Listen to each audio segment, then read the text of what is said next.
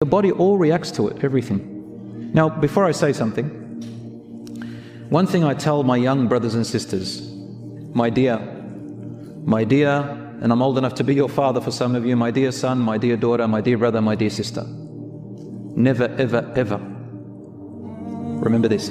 Never, ever self-diagnose. Don't diagnose yourself as if you're your psychologist.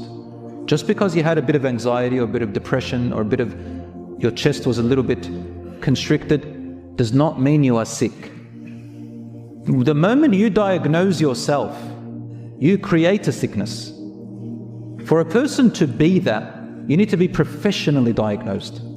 It has to be extreme.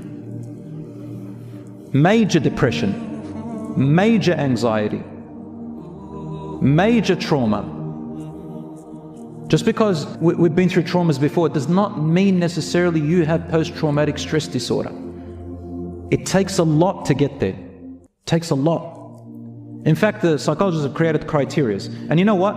Ibn al-Razi and Ibn Sina, the great scholars I told you about of Islam, they actually had these criteria all set up. And they use them today. They just didn't know where it came from. But they built on them. Criteria that, for example, for a person to be diagnosed with a mental illness, they have to have a quantity, a number of things that are all happening intensely at the same time. I think some of them they have, for example, so let's say for example for ADHD or depression, they have like 9 things.